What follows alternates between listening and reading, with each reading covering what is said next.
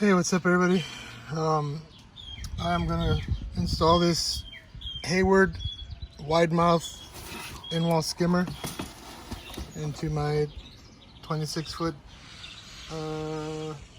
Intex XTR that I've been putting up the last few days. So I'm doing the skimmer right now, and then I have, these are all old pumps and filters. I have a brand new Hayward, so I'm dumping all the Intex stuff and going Hayward pump and filter, and I'm using a professional salt cell generator. But anyways, this is a video for this Hayward wide mouth. So step one, it comes separately. So there's a gasket in here. But this is a wide mouth. If it was just a square one, it wouldn't have this. But this is a wide mouth. So the first thing I had to do was put a gasket in there and put 8 screws. 1, 2, 3, 4, 5, 6, 7, 8. So I'm all tight. We're ready to go. This is gonna sit out here. That's a big one. I'm definitely gonna have to use something to help keep it up so it doesn't pull down in the liner. Here's the front plate. It's gonna go here. I'm gonna mount it. A lot of people always put it down here, but you're gonna lose. Remember, you gotta keep the level at about half. You can't go all the way to the top because then you won't have flow. So you're gonna lose a tiny bit of depth, but there's no reason to mount it here. You mount it up here. Here's a seam weld. So it's all right here. It's double, triple material, and it's all been welded. So you don't want to go too high because now the material's separated, and you're gonna be trying to pinch it. But right here, it is welded together. Everything, however many layers are in there, they're welded. So this is the last strong flat part. So I did this in my last one, had 0 issues for 4 seasons. I threw it away because I rusted from having a salt water, but that's okay. I'm okay with that. So I got the XTR. This one has no more metal T-joints. It looks like a really hard resin or super thick plastic. And the tubes are powder coated inside and out. So I expect this one to last minimum the same, about 4 years, if not more. But anyways, I'm going the same. So I'm gonna mount the screws through, maybe not right in the middle, maybe a little bit up. I don't want them to go above the weld. I want them to go right below it. So I'll probably put the screws right below that top part of the weld. So basically around there is where I'm going to put it. So all I'm going to do is poke a hole in this corner with a screwdriver. Make sure you use a nice Phillips head screwdriver, and just, you want to use a blunt object and just make sure it's nice and level. Poke a hole. Then I'll put a screw in and put the screw in over here on the back side. And once I get those 2 corners in, I won't need to hold the back part anymore. And then I'll just make all the holes. And it's a lot of hand tight, and they really have to be tight. I don't recommend using power tools because you don't want to break it.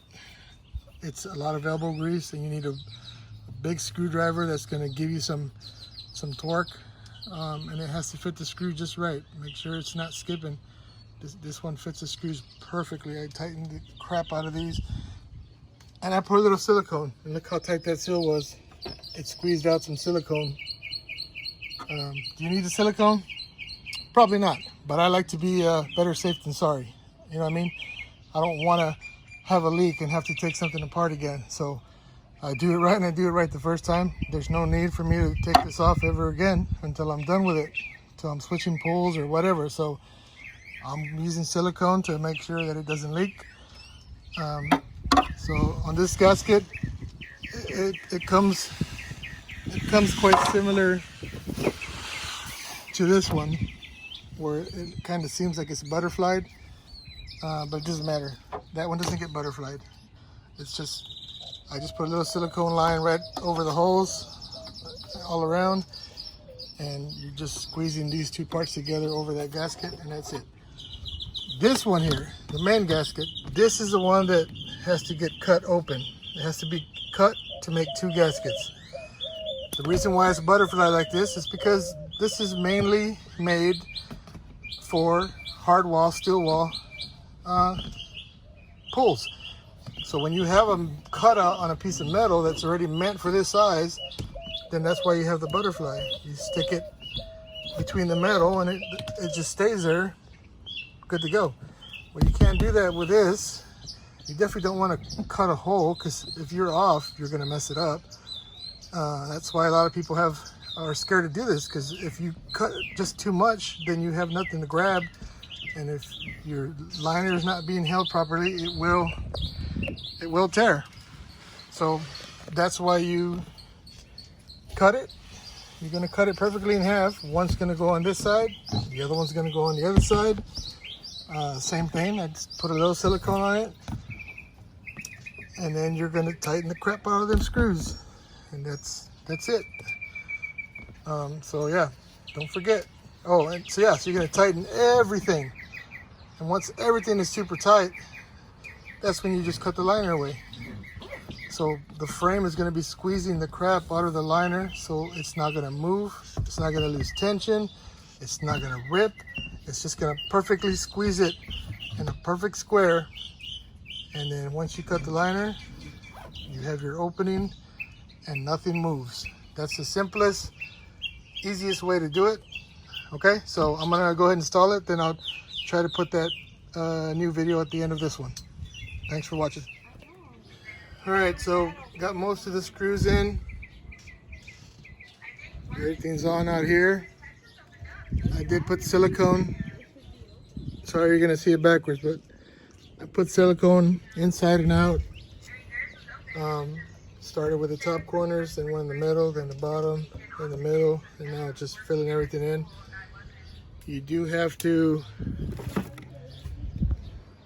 poke a hole with a screwdriver, Phillips like this, and you'll hear it pop through. You're just gonna go straight in and wiggle, twist it.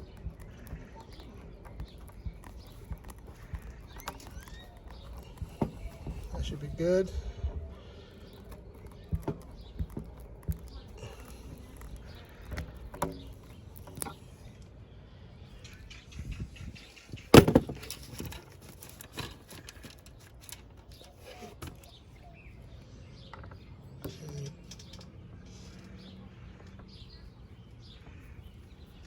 And that's it. Now I got to go around and tighten the crap. It's got to be tightened really, really tight, or it's going to leak.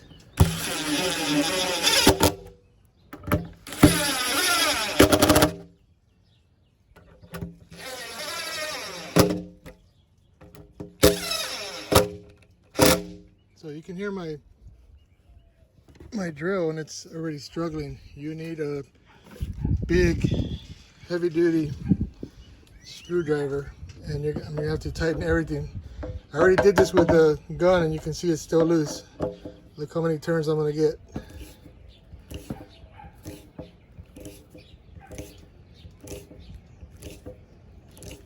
It's got to be super tight, basically almost as strong as you can. I don't think you can break it.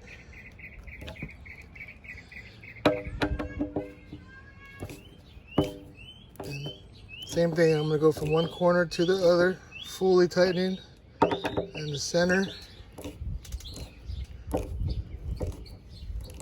So it's going to take a while, and you can actually see little bends. Like, that's how tight it is. It's going to straighten it all out. It'll be all straight. So once you get everything tightened, you're going to get a razor and you're going to just cut it right along the lines. I'll try and make a video of that as well. Okay, so all the screws are tight, and you can tell when it's done right and done tight by the tightness. Look at the difference from here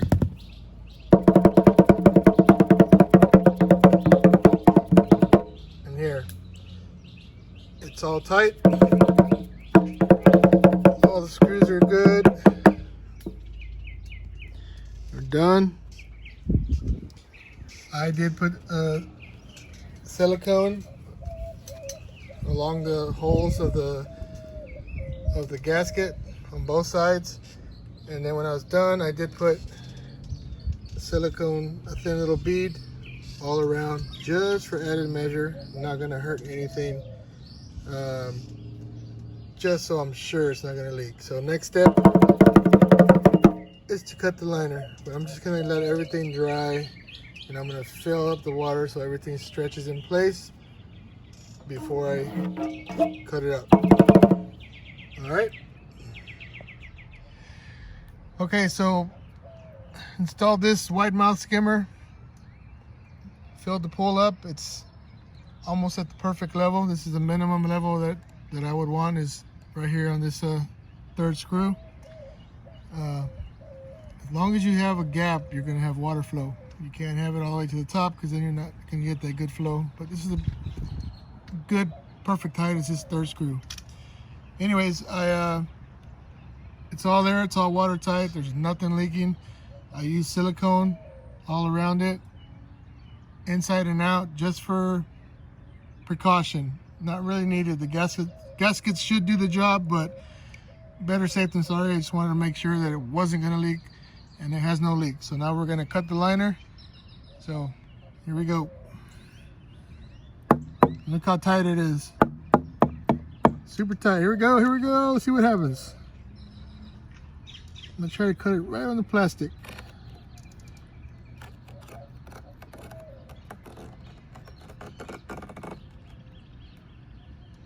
All right.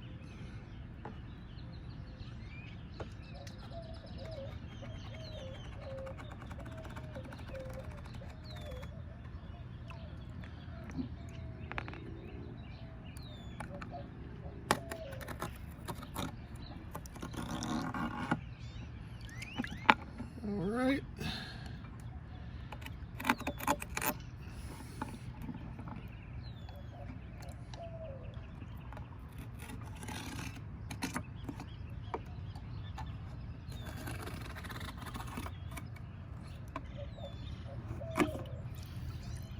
All right, and there you have it. There's a.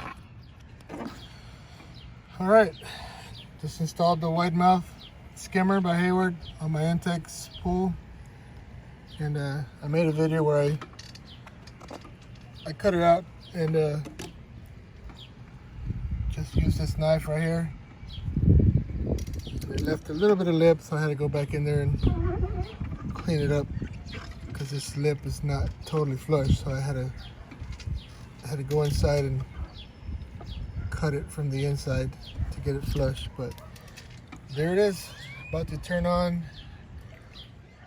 this pump for the first time. Got it hard piped. See what happens.